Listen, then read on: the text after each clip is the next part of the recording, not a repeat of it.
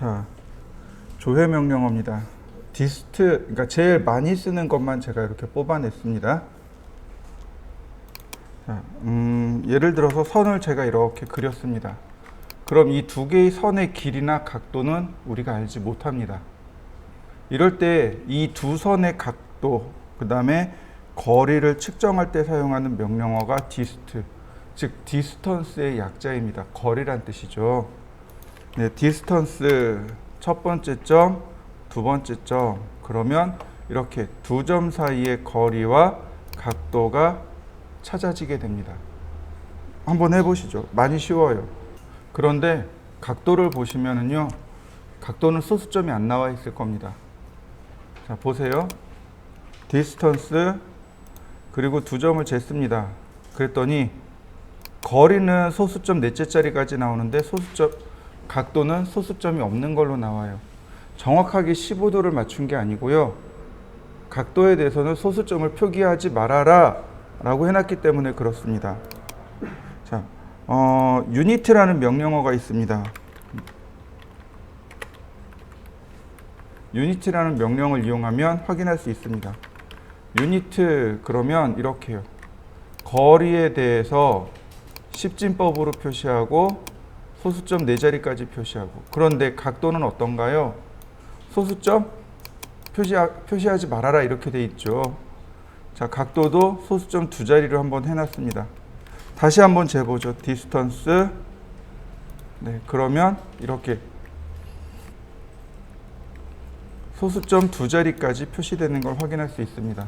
그러니까 유니트라는 명령어를 조절해 주셔야만 소수점에 대한 각도에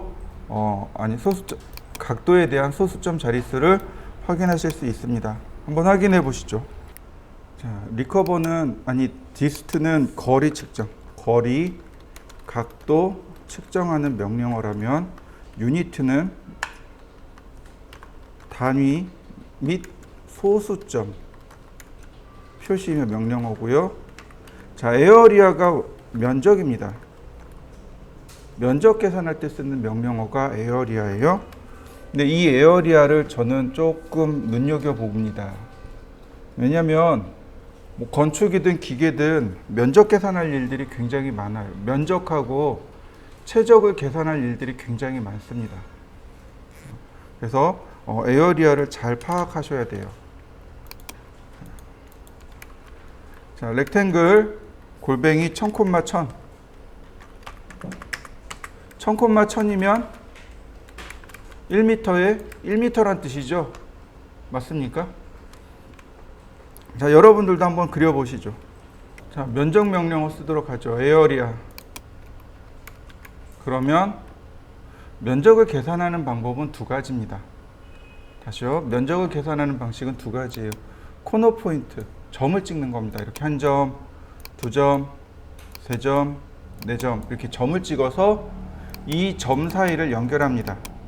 그리고 면적을 계산하는 방식이 있어요. 다른 하나는 오브젝트 방식입니다. 그냥 오브젝트 꾹 클릭하면 돼요. 그러면 면적 계산 되어집니다. 다만 이 오브젝트가 라인은 가능할까요? 안 되는 거죠. 폴리라인만 가능하다라는 이야기인 거죠. 자, 첫 번째 점, 두 번째 점, 세 번째 점, 그리고 네 번째 점. 자, 초록색 영역이 표시되죠? 자, 네 번째 점까지 쓰고 엔터. 그러면 자, 이와 같이 면적과 파라메타, 즉 둘레가 계산되어집니다. 자, 우리가 여기서 조금 알아야 될 상식. 자, 1m는 몇 미리일까요? 1m는 몇 밀리미터일까요? 그렇죠. 1000mm죠. 그럼 1m, 이런. 어디 갔지? 1m,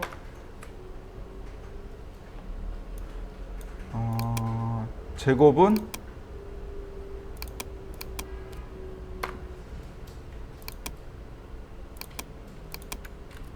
몇 밀리미터 제곱일까요?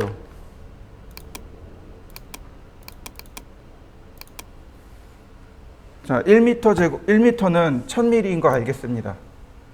그죠? 그럼 1m 제곱은 몇 밀리미터일까요? 이렇게 되는 거죠. 1000 곱하기 1000이죠. 그러니까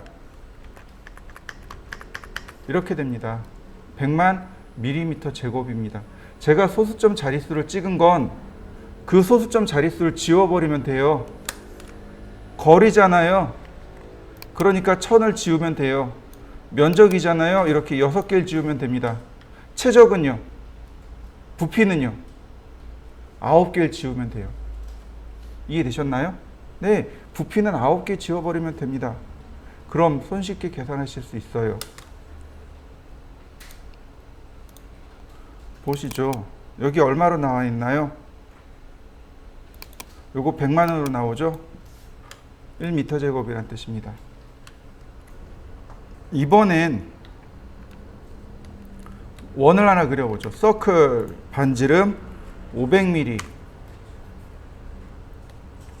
그러면 얘는 점을 찍어야 할 점이 있나요? 없죠. 그러니까 뭘 선택해야 돼요? 오브젝트입니다. 그리고 그냥 꾹 눌러보세요. 그러면 면적과 원둘레가 계산되어집니다. 그러니까 면적을 계산하는 방식은 두 가지예요. 하나는 점을 클릭해서 하는 방식과 다른 하나는 오브젝트를 클릭하는 방식 두 가지입니다. 그러면 이 원에만 될까요? 이 사각형은 안 될까요? 이 사각형은 렉탱글이죠. 렉탱글이니까 가능해요. 오브젝트 그리고 클릭. 이건 가능합니다. 자, 한번 해보시죠. 서클. 이번엔 반지름 250짜리인 원과 반지름 300짜리 원과 350짜리 원을 이렇게 그렸습니다. 트림으로 제가 잘랐습니다. 이렇게요.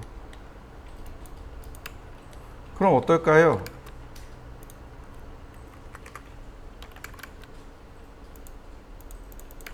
얘는 어떻게 하죠? 면적을 어떻게 구하죠? 여러분들은 정답을 알고 있어요. 조인이라는 명령어 기억하시나요? 결합하는 명령어죠. 네, 맞아요. 조인이요. 그러면 이렇게 하나로 다 묶이죠. 맞습니다. 어레이, 오브젝트. 그러면 면적과 둘레까지 딱 계산이 돼서 나옵니다. 그러니까 너무 겁먹지 않아도 돼요. 라인으로 그린 다음 중간에 서클도 넣고 모두 넣고 그 다음에 뭐 하면 돼요? 조인 그리고 오브젝트로 클릭하시면 면적은 금방 계산되어집니다. 자, 그러면 이번엔 이렇게 해보죠. 서클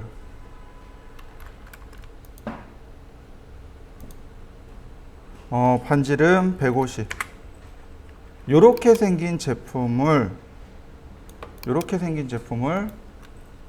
계산하고 싶어요. 여기 중간에 구멍 냈죠. 이런 경우는 어떻게 할까요?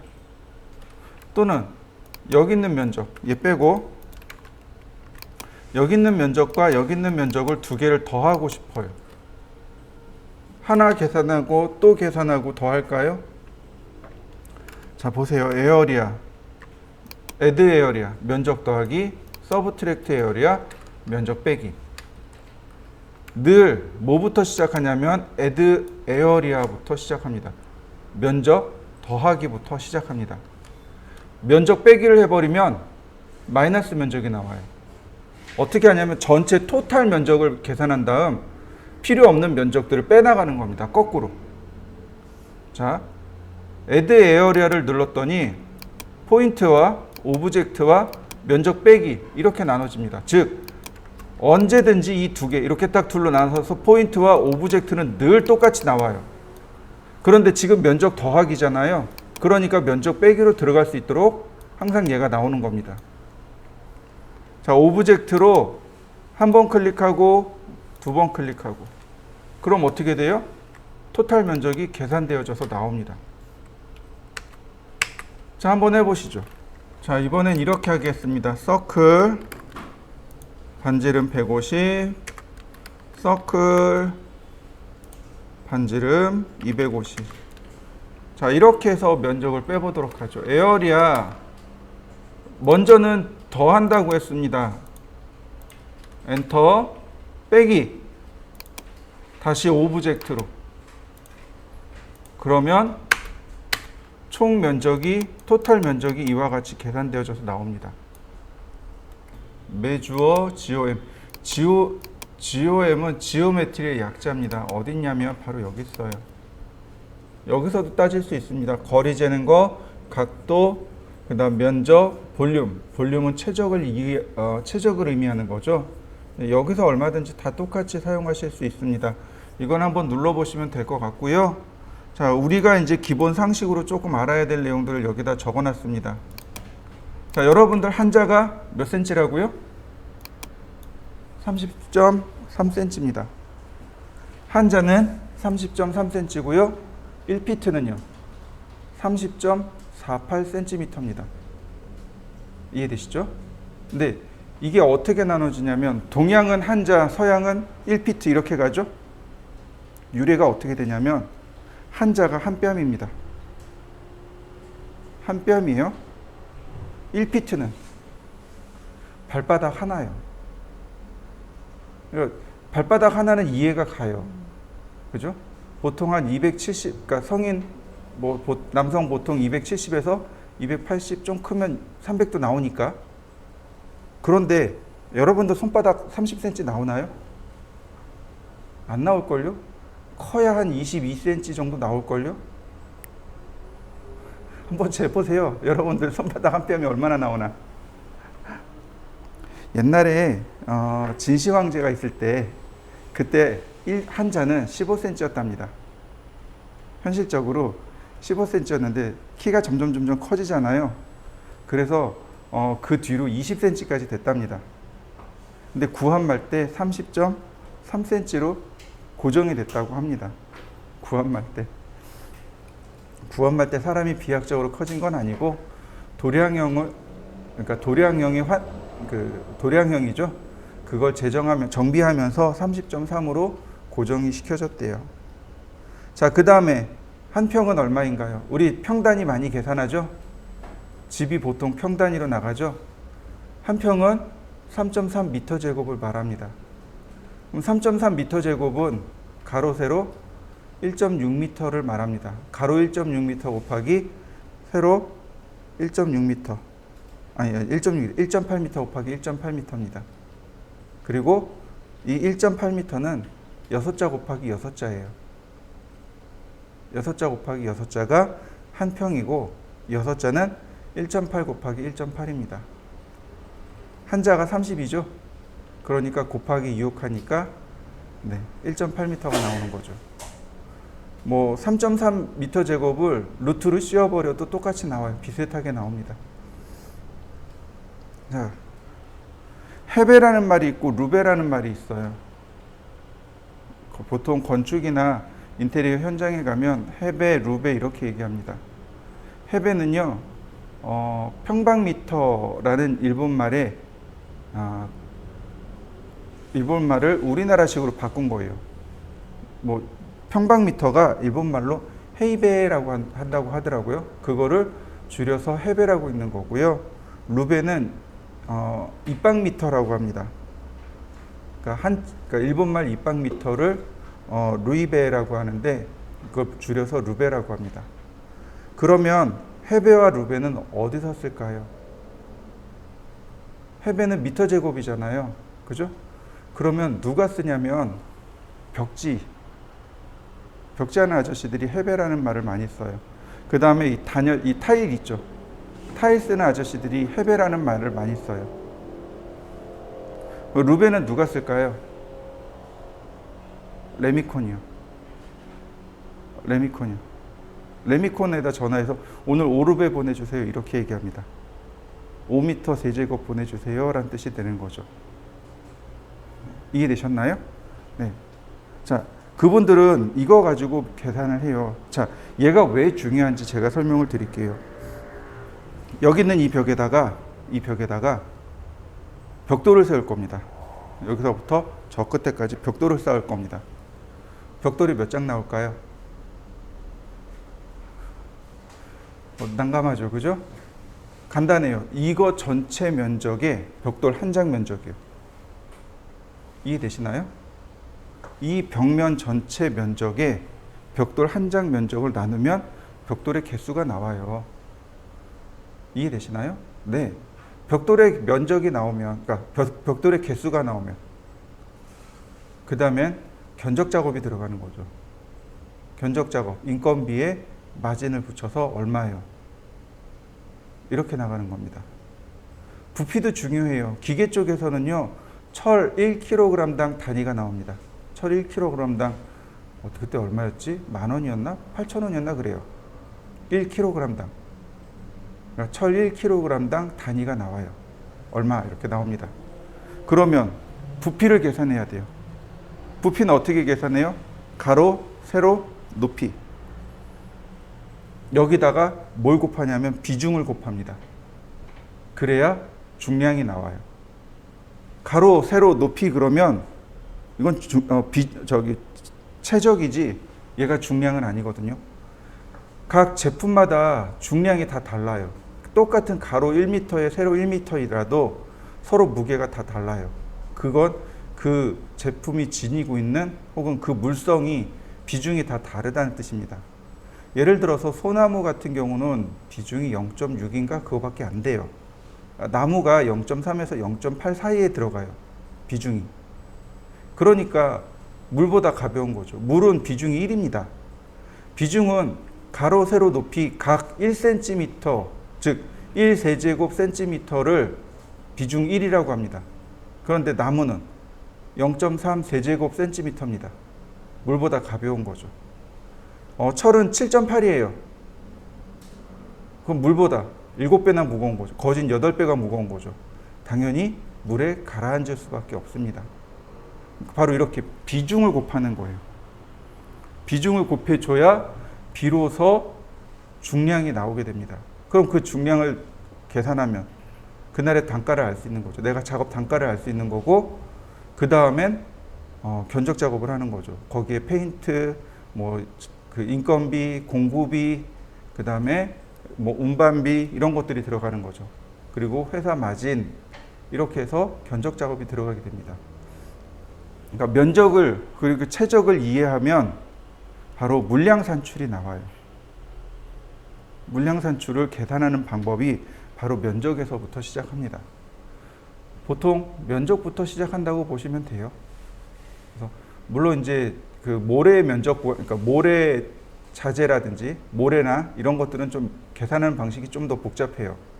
모래, 시멘트 이런 거 계산하는 건 더 복잡하긴 한데 여기서 할 건 아니고, 근데 다만 걔네들도 똑같아요. 면적부터 시작합니다. 면적과 비중부터 시작합니다. 그러니까 이 면적과 비중을 잘 계산하는 방법을 이해하셔야 돼요. 자, 넘어가죠. 그 다음 리커버. 리커버는 파일 복구 명령어입니다. 파일 복구 명령어가 리커버예요. 종종 파일이 깨집니다. 리커버, 그 다음에 여기는 DWT니까 아니고, 자, 어떤 걸로 볼까요?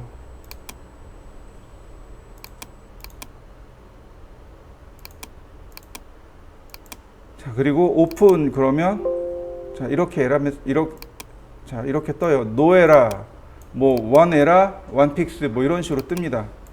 그러니까 즉 파일을 그러니까 복구했다는 뜻이에요. 파일 복구하고 이렇게 파일을 오픈시켜주는 명령어가 리커버 명령어입니다. 여러분들도 한번 해보시죠. 우리가 설계를 할 때요, 크게 두 단계로 나눌 수 있습니다. 설계할 때 일반 설계가 있고, 그 다음에 실시 설계가 있습니다. 일반 설계는 이제 이런 거죠. 기획 설계, 계획 설계, 혹은 일반 설계 이렇게 나눠지기도 해요. 계획, 일반, 실시 이렇게 하기도 하고, 일반 설계, 실시 설계 하기도 하고, 기획, 계획, 일반, 실시 이렇게 하기도 합니다. 근데 중요한 건 실시 설계는 따로 놓고 앞에 3단계가 뭉쳐졌다, 풀어졌다 그럽니다. 자, 무슨 얘기냐면 일반 설계까지는 그냥 미련 없이 우리가 설계한다고 생각하시면 돼요. 얼마든지 클라이언트의 간섭이 들어올 수 있습니다. 클라이언트가 100번을 수정하자 그러면 100번 다 수정해야 돼요. 그런데 실시 설계 때는 수정하면 안 돼요. 왜냐하면 실시 설계는 시공용 도면입니다. 제품 제작용 도면이에요. 그러니까 내가 막 제품을 제작하고 있는데 클라이언트가 와서 이거 마음에 안 드니 수정합시다 라고 하면 어떻게 되나요? 그 제품을 버리는 수밖에 없는 거죠. 막 내가 건물을 막 짓고 있는데 와가지고 여기서 50mm만 50cm만 밀어봅시다 그러면 어떻게 되는 거예요? 이건 난감한 상황이 발생하는 거죠. 그러니까 실시 설계는 시공용 혹은 제작용 도면을 실시 설계라고 해요. 근데 사람이 하는 일이라 어쩔 수 없이 수정하는 경우가 생겨요. 수정하게 되면 어떻게 되나요? 그거 때려보시고 그 부분 다시 만들어야 되는 거죠. 그러면 여기에서 발생하는 문제가 뭐냐면 비용적인 문제입니다. 예를 들어서 제가 여기 있는 이 벽을 다 시공하고 이제 저쪽 벽을 시공하려고 하는데 클라이언트가 오더니 여기 공간이 너무 좁아요. 이 벽을 저쪽으로 50cm만 밀어봅시다. 그러는 거예요. 그럼 어떻게 해야 되나요? 밀어야죠. 우리가 뭔 힘이 있어요. 이거 쓰는 사람이 그렇게 해달라는데. 근데 중요한 건 뭐예요? 일정과 비용이죠. 얘를 부시고 다시 시공하려면 그러니까 부시는데 하루, 시공하는데 하루, 양생하는데 하루, 그잖아요. 거기에 여기에 들어갔던 자재 다시 다 들어가야 되잖아요. 거기다 철거 비용까지 들어가요. 그거 누가 물어요? 업자가 무나요? 아니면 클라이언트가 무나요? 당연히 클라이언트가 물어야 돼요. 우리는 이거는 내가 예측한 게 아니잖아요. 그러니까 이건 클라이언트가 해결을 해줘야 돼요. 근데 참 아이러니한 건 날짜가 3일이나 미뤄졌으면 3일 그 준공 날짜도 3일 미뤄져야 되잖아요. 그건 또 안 미뤄져요. 돈은 내가 될 수 있는데 시공은 원래 끝나는 날 끝내줘 그래요. 그래서 야간 작업하는 거예요. 자, 그럴 때 도면에다가 체크를 해 놓습니다. 구름 모양으로 이렇게 체크를 해놔요. 나중에 이제 치수 기입을 할 때 이 계정 마크랑 같이 쓰는 게 있어요. 그때 쓰는 거하고 같이 하는데 일단 따로따로 가보자고요. 리비전 클라우드 계정 마크라고 합니다. 도면을 개정했습니다. 이거 바꾸면 안 되는데 수정했어요. 이게 계정이란 뜻입니다. 리비전 개정하다, 클라우드 구름. 그래서 계정 마크 혹은 구름 마크 이렇게 이야기합니다. 구름 마크니까 이렇게 구름 마크니까 이 구름이 호잖아요. 호의 크기가 있습니다. 리비전 클라우드 그러면 제일 먼저 아크랭스를 조절해 줘야 됩니다. 아크랭스 호의 크기입니다. 자, 호의 크기를 들어가니까 자, 500mm 엔터 미니멈 최소일 때 500mm 최대일 때 500mm. 그 다음에 그리는 방식이 오브젝트를 그리고 렉탱귤러로 폴리고널로 혹은 프리핸드로 이렇게 네 가지 방식으로 그릴 수 있습니다. 프리핸드부터 보세요. 누른 다음에 화면을 클릭합니다. 그리고 마우스를 이동하면 구름 마크가 이렇게 그려집니다. 자, 이번에는요 다른 걸로 해보죠. 제가 렉탱을 그렸고요, 서클을 그렸습니다. 리비전 클라우드, 자 오브젝트요. 그러면 선택한 오브젝트가 이렇게 리비전 클라우드로 싹 바뀌게 됩니다. 리비전 클라우드 이번엔 렉탱귤러 사각형 모양으로 이렇게 사각형 모양으로 끄집어내는 걸 렉탱귤러라고 합니다. 또 폴리고널이 있습니다. 폴리고널은 다각형을 폴리고널이라고 하죠. 그래서 내가 다양한 형태를 만들어낼 수 있습니다. 자, 여기까지 한번 해보시죠. 노멀은 그냥 일반적인 형태를 말하고 캘리그라피는 지금 보는 이렇게 생긴 형태를 캘리그라피라고 하고, 캘리그라피는 펜글시 타입이라고 합니다. 노멀입니다. 노멀일 때는 그냥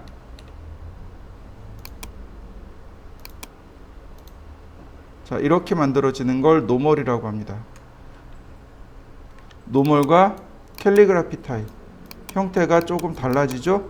자, 한번 해보시죠. 위피 아웃을 쓰려면 얘는 드로잉 오더하고 함께 쓰셔야 됩니다. 얘는 드로우 오더랑 함께 써야 됩니다. 즉 뭐라 그러지? 순서예요. 순서 맞추기가 드로우 오더인데 이 드로우 오더하고 함께 써야 돼요. 드로우 오더는 간단합니다. 드로우 오더는 선택하고 오른쪽 버튼 누르면 여기 드로우 오더 나옵니다. 브링 투 프론트, 샌드 투 백, 그 다음 브링 보내다, 어버브 오브젝트 내가 지정한 객체 위로 보내기, 언더 오브젝트 내가 지정한 객체 아래로 보내기, 이렇게 네 가지 옵션이 있습니다. 브링 투 프론트 맨 앞으로 보내기, 샌드 투 백 맨 뒤로 보내기. 자, 일단은 위피 아웃을 실행해 보도록 하죠. 위피 아웃도 똑같이 사각형이나 렉탱 등을 그려서 작업할 수 있습니다. 위피 아웃을 하면 뭐 폴리라인이나 혹은 포인트를 통해서 지정할 수 있는데, 폴리라인을 클릭하면 이렇게 아래선이 감춰집니다. 여러분들도 한번 해보시겠어요? 위피 아웃, 그 다음에 폴리라인으로 클릭해 봅니다. 그럼 어떻게 되나요? 이 아래쪽에 있는 내용이, 아니 이 맨 위에 있는 내용이 이 아래쪽에 있는 내용을 전부 다 감추고 있죠. 네, 이게 위피 아웃이에요. 아래에 있는 내용을 감추기인데, 문제는 뭐냐면 이거 오른쪽 버튼 눌러가지고 드로우 오더를 바꿔버리면 순서가 바뀝니다. 이렇게 순서가 바뀌어요. 선택하고 드로우 오더, 브링 투 프론트 그러면 이와 같이 순서가 바뀌게 됩니다. 위피 아웃은 언제 쓰냐면 수정사항이 있을 때요. 수정사항이 있을 때 잠시 아래쪽에 내용을 감추고 그 위에 새로운 내용을 더 씌울 때, 그랬다가 새로운 내용 지우고 원래 거 다시 끄집어내야 될 때 이런 식으로 사용합니다. 자, 넘어가죠. 자, 이번엔 해치. 해치는 우리나라 말이 없습니다. 그냥 해치라고 합니다. 주로 언제 사용하냐면 단면의 면 표시. 단면이라고 하는 건 어떤 물체를 잘랐을 때 그 자른 면에 면이 공간인지 아니면 면으로 나오는지 그걸 표시를 해줘야 돼요. 이때 면으로 나온다면 그 면의 재질이 뭐냐 이거죠. 그 재질 표시하는 게 해치입니다. 우리나라 말로 해치를 바꿀 수 있는 말이 없어요. 그래서 그냥 해치라고 합니다. 이런 것들도 있습니다. 예를 들어서 무늬, 그러니까 벽지라든지 혹은 타일 같은 거, 이런 거 표현할 때도 해치로 표현합니다.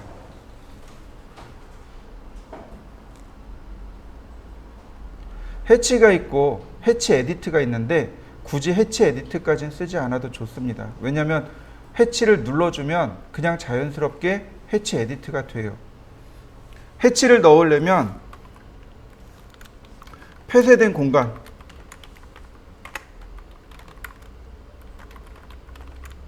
폐쇄된 공간에만 가능합니다. 오픈된 공간, 즉 열린 공간에서는 안 돼요. 나는 그럼 열린 공간에다 넣고 싶은데 어떡하죠? 일단 닫아 놓습니다. 폐쇄된 공간으로 만들고 해치 집어넣고 그 부분을 다시 열어야 돼요. 자, 제가 간단하게 사각형을 그렸습니다. 렉탱글. 해치라는 명령을 실행합니다. 해치. 그러면 CAD가 이렇게 떠요. 픽 인터널 포인트. 인터널 포인트 내부 경계점을 픽 클릭해 주세요. 이렇게 내부 경계점. 자, 왼쪽에서부터 시작합니다. 바운다리, 경계 선택하기, 패턴, 무늬 만들기, 그 다음 각도와 색상과 크기 조절하기, 맨 마지막에 클로즈. 순서대로 왼쪽에서 오른쪽으로 이렇게 진행합니다. 왼쪽에서 오른쪽으로 가요. 자, 픽포인트로 내부점을 클릭해주면 알아서 찾습니다. 알아서 찾아요. 눌러보면 크게 네 가지 패턴이 나옵니다. 솔리드, 그라디언트, 패턴, 유저 디파인 이렇게 네 가지가 나와요. 여기 보이시죠? 맨 앞에 솔리드 보이시죠? 그 다음 패턴 나옵니다. 밑으로 내리면 그라디언트가 나와요. 그리고 맨 아래로 내리면 유저 디파인이 나옵니다. 유저 디파인은 사용자 정의라고 합니다. 선택하면 예를 들어서 안시 31번은 금속을 뜻합니다. 스틸을 뜻해요. 근데 얘는 뭐예요? 벽돌이죠. 얘는 콘크리트입니다. 이런 식으로 우리가 많이 사용하는 내용들이 이렇게 있습니다. 코크 여러 가지가 많이 있으니까 한 번씩 넣어 보세요. 자, 잠깐 시간 드릴 테니까 한번 넣어 보세요. 그 다음 맨 끝에 오른쪽으로 가면 클로즈 하면 됩니다. 다시 해치를 누르면 리본이 다시 해치로 싹 바뀌게 돼요. 자, 보시면 이렇게 오른쪽 아래 두 개 앵글과 크기가 나옵니다. 앵글은 각도겠죠? 45도. 그러면 각도가 45도로 기울어진 거 맞나요? 자, 0도, 45도. 그 다음에 크기예요. 10배 확대. 자, 10배 확대 커진 거 맞나요? 5배. 가장 중요한 건 이렇게입니다. 앵글과 스케일. 자, 다시 한번 볼까요? 자, 제가 선을 이렇게 그렸습니다. 서클. 자, 이렇게 선을 그렸습니다. 해치. 보시면 셀렉트가 있고 픽 포인트가 나와요. 셀렉트를 눌러도 이렇게 금방 해치를 찾습니다. 그런데 이런 경우는 해치를 하면 이렇게 나와요. 거미줄이 칩니다. 그리고 심지어 이 가운데는 이렇게 깨져서 나와요. 그러니까 이런 경우는 원의 경우라면 얘라면 그냥 셀렉트 해도 돼요. 그런데 왼쪽에 있는 경우는 절대로 셀렉트 하시면 안 됩니다. 리무브, 경계 제거하기. 경계 제거하고 다시 픽 포인트로 인터널 포인트를 지정해 줘야 비로소 이렇게 깨끗하게 나옵니다. 얼마든지 내가 리무브와 셀렉트를 통해서 경계를 추가 제거할 수 있고 픽 포인트로 얼마든지 추가 제거할 수 있습니다. 경계를 추가하거나 제거할 때 쓰는 거. 자, 여기까지 한번 해보시죠. 서클. 자, 이렇게 있는 경우입니다. 해치, 경계를 지정하면 이렇게 경계 안쪽은 해치가 안 들어가요. 자동으로 이건 찾아줍니다. 보시면 맨 위에 솔리드 있습니다. 솔리드의 경우는 굳이 선택하지 않더라도 여기서 레이어에서 색상을 바꾸시면 돼요. 솔리드는 이렇게 레이어를 바꾸시면 됩니다. 여기 패턴, 여기 프로퍼티스를 누르시면 해치 나와 있습니다. 해치로 색상을 바꾸시면 돼요. 그런데 밑으로 조금만 더 내리면 그라디언트라는 것이 나옵니다. 그라디언트가 뭐냐면 첫 번째 색에서 두 번째 색으로 자연스럽게 변화되는 현상, 이걸 그라디언트 또는 그라데이션이라고 합니다. 그라데이션 같은 경우는 바로 여기 색상을 별도로 지정합니다. 내가 빨간색에서 이런 식으로 색상을 별도로 지정하게 돼요. 자, 다음 또 보시면은요. 그 다음 맨 아래로 내리면 유저라는 것이 있습니다. 자, 이 유저도 마찬가지예요. 유저는 여기에 나와 있는 선이 실제 크기입니다. 실제 크기예요. 여기서 실제 크기를 지정해 주면 됩니다. 스케일에서 실제 크기를 이와 같이 지정해 주시면 실제 크기, 이 선과 선 사이의 간격이 이 스케일과 동일하게 들어갑니다. 스케일에서 지정한 간격으로 이와 같이 들어가게 돼요. 많이 사용합니다. 이렇게요. 근데 유저 디파인을 쓰게 되면 여기 더블이라는 항목이 활성화됩니다. 그래서 이 더블을 누르게 되면 이렇게 격자로 끄집어낼 수 있습니다. 격자로, 더블이 두 개란 뜻이죠. 이렇게 격자로 끄집어내는 걸 더블이라고 합니다. 자, 여기도 한번 해보시죠. 자, 오른쪽으로 가면, 그래서 여기서 쉽게 이렇게 왔다 갔다 할 수 있어요. 쉽게 왔다 갔다 할 수 있고, 얼마든지 또 여기서도 왔다 갔다 할 수 있고, 그 다음에 이제 우리가 봐야 될 게 뭐냐면 이런 거죠.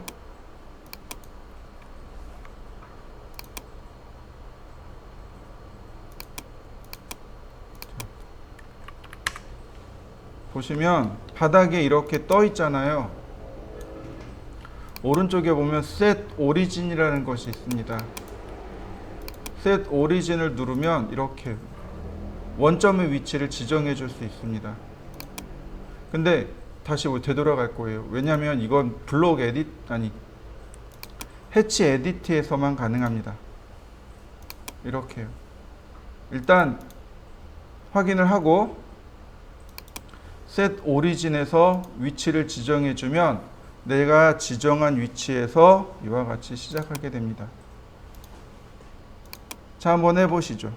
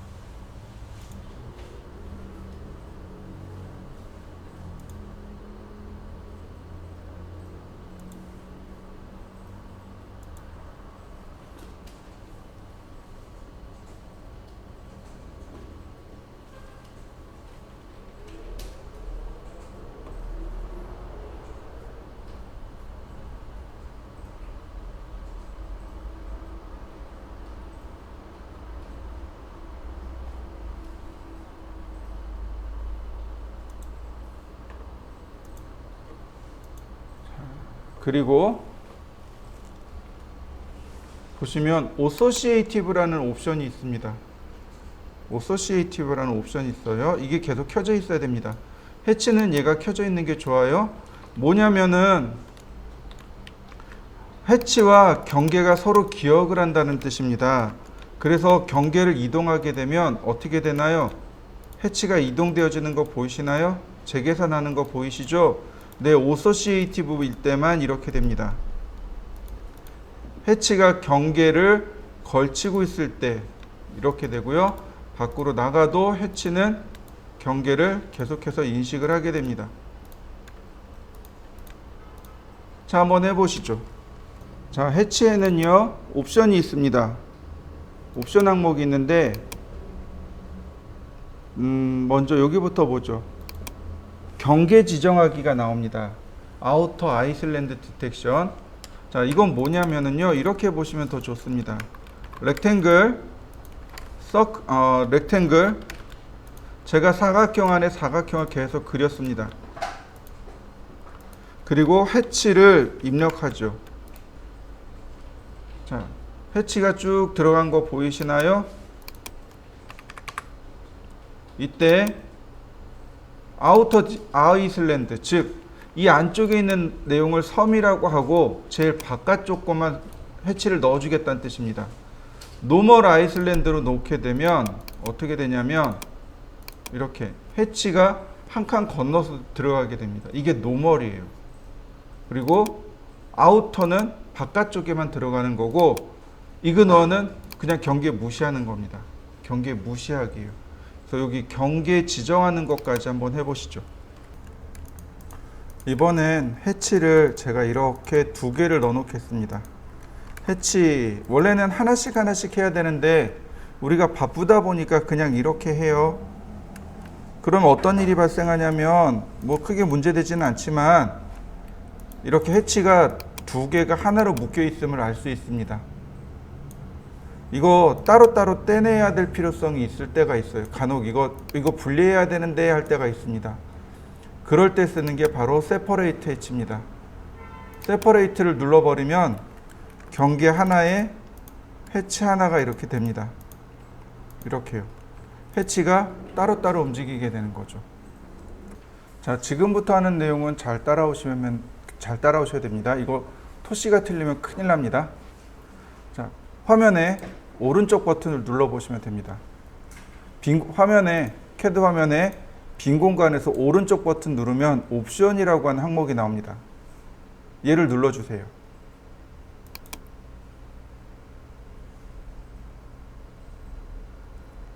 자, 다 누르셨나요?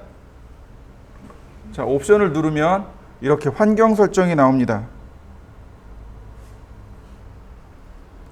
환경 설정이 나와요. 이때 파일 탭을 누릅니다. 파일 탭이에요. 파일 탭의 맨 위에 보면 서포트 파일 서치 페이스라고 하는 부분이 있습니다. 여기 맨 첫 번째 거예요. 얘를 지우시면 안 되고 얘를 어떻게 하냐면 선택하신 다음에 F2키 누르세요. 그러면 이렇게 수정할 수 있도록 뜨는데 이때 마우스의 오른쪽 버튼 눌러서 복사를 누릅니다. 이거 내용 지워지면 큰일 납니다. 이거 내용이 지워지면 메뉴랑 이런 거 하나도 안 떠요. 선택해서 복사를 누른 다음 이렇게 바탕화면을 다시 클릭해 주시면 됩니다. 요 경로를 복사하는 거예요. 경로를 복사하는 겁니다. 자, 오케이. 자, 파일 탐색기를 띄웁니다.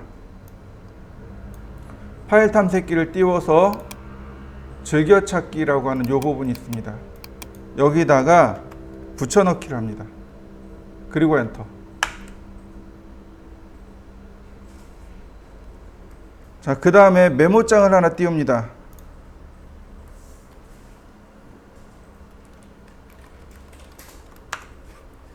이렇게 메모장을 하나 옆에다 이렇게 띄워둡니다. 파일을 분할을 해서 탐색기 하나, 메모장 하나. 그 다음에 파일 탐색기에서 어떤 걸 찾냐면 acad iso.pat라는 파일입니다. acad iso.pat 혹은 얘가 이렇게 감춰져 있을 수도 있습니다. 그러면 여기 유형에 보면 해치 패턴이라고 이렇게 떠 있을 겁니다. 유형의 해치 패턴이라고 하는 이 파일을 찾아주세요. 간단합니다. 드래그 앤 드랍입니다. 그러면 이렇게 내용이 뭔가 쭉 나옵니다. 이 내용이 뭐냐면 오토캐드 해치 패턴 파일입니다. 여러분들이 봤던 해치 패턴들이 다 여기 있는 거예요. 제가 딱 세 줄을 쓸 겁니다. 그대로 한번 따라서 해보세요. 요 맨 위에 여기 솔리드 필이라고 하는 요 부분 있죠? 요 부분 바로 위에다가 쓰면 됩니다. 별표, 플루어,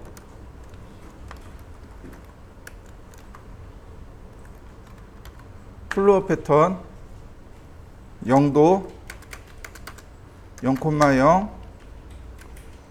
0,100, 90도,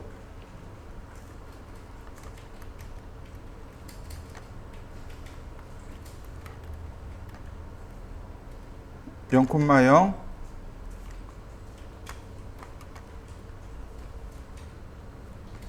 900, 450, 100, 마이너스 100 이렇게요. 원래 이거 사이 띄우기 없습니다. 여기 아래 보시면 전부 다 숫자가 다닥다닥 붙어 있죠? 제가 이걸 읽기 위해서 일부러 이렇게 띄워 놓은 겁니다. 그리고 숫자와 숫자 사이에 반드시 쉼표가 붙어 있어야 됩니다. 자, 여기까지 써보시죠. 자, 의미를 설명드릴게요. 제일 첫 번째 별표가 나와요. 여기서부터 해치 시작입니다. 해치의 이름입니다. 첫 번째 나오는 단어가 해치의 이름이고 쉼표 쓰고 해치의 설명입니다. 그 다음 0도 방향으로 선을 그리세요 라는 뜻입니다. 0,0에서 선을 그리고 0,100에 다시 나오세요. 즉 0,0에서 선을 0도 방향으로 이렇게 그렸으면 이 다음 선이 어딘가 또 나와야 되잖아요. 네, 이렇게 선이 이렇게 반복해서 나와야 될 거 아닙니까? 이 간격이 100mm라는 뜻입니다. 100mm. 0,100에서 나오고 이 선을 그리면 0,100에서 나오고 이런 뜻입니다. 자, 두 번째는 90도랍니다. 이렇게 선을 그리랍니다. 90도로 선을 그리고 0,0에서 그리며 그 다음 선은 900에 450mm 가서 100mm 그리고 100mm 안 그리고 100mm 그리고 100mm 안 그리고 100mm 그리고 뭘로 나오는 거예요? 점선으로 나오게 됩니다. 즉 시작점, 다음 선이 나타날 위치, 그 다음 점선이란 뜻입니다. 자, 이거 저장하고요. 그냥 냅두세요. 캐드로 들어옵니다. 해치. 그럼 맨 위에 플로어라는 게 하나 생겨납니다. 클릭하고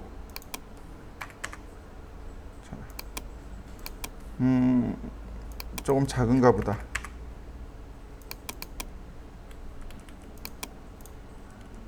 자, 나오는 거 보이시나요? 이거 강화마루 패턴이죠. 이런 강화마루 패턴이 없어요. 해치에. 캐드에 강화마루 패턴이 없습니다. 그럼 어떻게 해요? 지금처럼 만들어서 쓰는 겁니다. 해치 패턴 만들 수 있어야 돼요. 많은 사람들이 만들지는 못합니다. 어느 정도 레벨 이상이 되어야 해치 패턴을 만들기도 하고 해요. 자, 그 다음에 보시면 바로 이 파일입니다. 어떤 파일이냐면 acad iso.lin 파일입니다.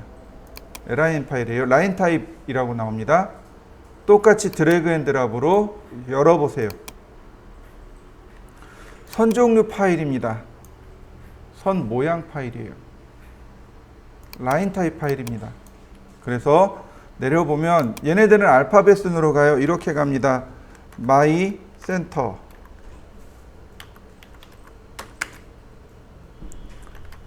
센터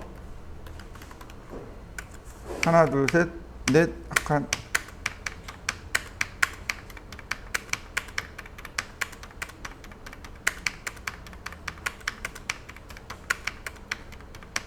이렇게요. 그 다음 A 쉼표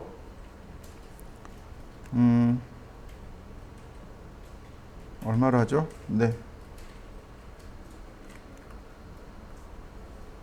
마이너스 1 쉼표 1 마이너스 1 3 네, 12mm 12mm 선을 그리고 1mm 건너뛰고 1mm 선 그리고 1mm 선 건너뛰고 그러면 전체 15mm짜리 라인 타입이 만들어지는 거죠. 보시면 여기 31mm 그리고 6mm 건너뛰고 6mm 그리고 6mm 건너뛰고 그 숫자가 0.75, 35 이런 식으로 나오죠. 인치를 미리로 바꾸다 보니까 이렇게 나온 거예요. 인치를 미리로 바꾸니까 이런 거예요. 그래서 보통 우리나라는 대략 한 15mm에서 20mm 이 사이에 나와요. 자, 저장하고 라인 타입을 불러볼까요? 자, 라인 타입 로드 보시면 마이 센터라는 게 이렇게 들어와 있습니다. 이렇게요. 자, 오케이. 그러면 마이 센터가 이와 같이 들어옵니다. 자, 그러면 마이 센터 라인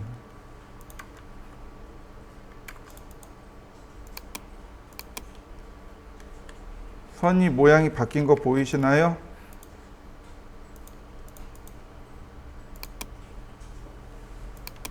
선 모양이 완전히 다른 거 보이시나요? 여러분들도 한번 해보세요. 선의 모양을 마음대로 지정할 수 있습니다. 얘는 조금 더 쉬워요. 첫 번째 나오는 건 선 종류의 이름이고 선 종류의 주석, 설명이고 이런 모양으로 나옵니다 라고 하는 형상. A는 표현하다 라는 뜻입니다. 선 종류는 방향이 없어요. 해치는 방향이라는 게 존재하잖아요. 그런데 선 종류는 방향이 없습니다. 그래서 A로 가는 거고, 그 다음에 그러니까 실제로 그려지는 선의 길이 간격, 선의 길이 간격, 이렇게 표현하는 거죠. 자, 이거 지우고요. 다시 저장. 하나 더 불러보겠습니다. 이번에는 어떤 거냐면 acad.pgp입니다. 찾아보세요. acad.pgp라는 파일이 있습니다. 프로그램 파라미터라고 되어 있습니다. 유형에 보시면 프로그램 파라미터 파일이라고 되어 있습니다. 자, 한번 찾아보시죠. 자, 파일을 오픈해 보겠습니다. 그러면 프로그램 파라미터 파일이라고 떠요. 이 파일은 수정하게 되면 오토캐드를 껐다 켜야 됩니다. 해치 파일이랑 라인 타입 파일은 그냥 저장만 하면 바로 지정이 돼서 사용됐는데, 이 파일은 오토캐드를 껐다 켜야만 합니다. 자, 이 파일은 뭐냐면 제가 명령어를 설명하면서 단축키를 설명을 같이 해드렸을 겁니다. 기억나시나요? 라인의 단축키는 L이었죠. 서클의 단축키는 C입니다. 그럼 그걸 어디서 바꿀까요? 내가 마음대로 바꿔서 쓸 수 있지 않겠어요? 네, 그 파일입니다. 단축키를 바꾸는 파일이에요. 자, 중간에 밑으로 쭉 내려가면 이렇게 나옵니다. 커맨드 알리아스 포맷. 알리아스가 무슨 뜻이냐면 별명이란 뜻이에요. 우리 어렸을 때 친구들 별명으로 놀리잖아요. 네, 알리아스가 별명이란 뜻이에요. 앞에 알리아스, 별칭, 그리고 쉼표 쓰고 별표 쓰고 풀 커맨드. 예를 들어서 밑으로 조금만 더 내려가면 이렇게요. 여기 3D로 나오니까 여기 있네요. 아크. A자를 누르면 A자는 별칭이 되는 거고, 쉼표 쓰고 뒤에 별표에 아크라는 전체 명령을 다 쓰는 겁니다. 그러면 내가 아크라고 다 쓰지 않더라도 A자만 누르고 엔터 치면 아크를 쓰게 되는 거죠. 이게 알파벳 순으로 정리되어 있습니다. 그러니까 알파벳 순으로 찾아보셔야 돼요. 그러면 내가 이걸 지정해서 마음대로 사용할 수 있게 됩니다. 서드 파트 프로그램이라고 해요. 보통 서드 파트 또는 플러그인 이런 식으로 이야기하는데, 오토캐드나 포토샵이나 3D 맥스나 혹은 스케치업이나 이런 프로그램들은 서드 파트가 있습니다. 즉 이걸 만든 오토캐드를 만든 오토데스크에서 쓰는 게 아니고 다른 회사에서 누군가 만들어요.